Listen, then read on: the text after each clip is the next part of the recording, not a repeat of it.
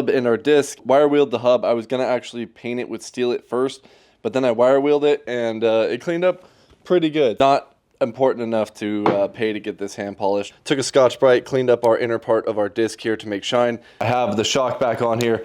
We haven't upgraded the shock yet. We have to upgrade that here before we finish the bike. But for mock-up purposes, we will be using our stock shock and to be able to roll this thing around in the meantime. I'm not sure exactly what shock I will go with for the back, possibly a Milosi, but for meantime, we are running it like this. We are completely just mocking this up, as you can see, and we need to do our calipers. I wasn't sure if I was going to paint these black or what I was going to do with it, but I needed to strip them down and get rid of this red paint regardless. So we used some paint stripper on that, scrubbed these things clean, and the paint came off really nicely actually. All we had to do was pull the pads apart. I wasn't going to fully disassemble these calipers because I don't plan on keeping these forever. We are going to be upgrading these later on. So for now, we just need to make them look a little bit more prettier. So a big update on the runner right now, because as you can tell, we have it back hanging from the ceiling. The wheel is back off the bike, and that is because we came in here to finalize everything to get this rear end assembled, our PM tuning brace back here, and our brakes now. So we went through and paint stripped our brake caliper, and I originally thought I was going to paint it black,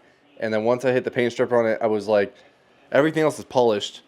I might as well just leave this like this for now. Also, we did one final thing over here that we needed to take the hub back off of here to do so. So we took this bolt back off of here, which is for our caliper brace, and we countersunk this, so now the bolt sits a little bit more flush just to make sure that doesn't hit the hub, because before it was kind of a flat surface here and we used a countersink bit to do that.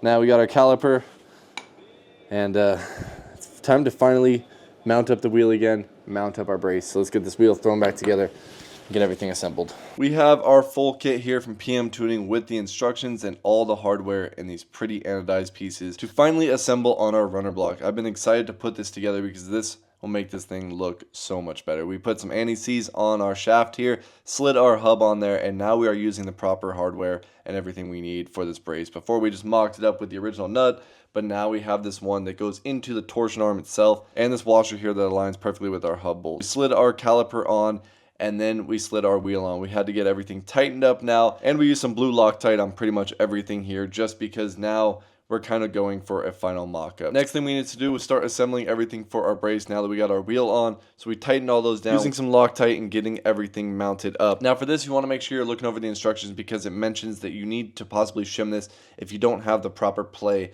in your torsion arm. So we went through and made sure we had all that when we tightened it up. After we got most of that tightened up, it was time to work on the exhaust bracket. For this, we're going to have to loosen it and move it around later, but for now, I just went ahead and tightened it on. We're going to do the last final bits for our motor, putting on the ignition and all this other small bits, but look how great this motor looks now.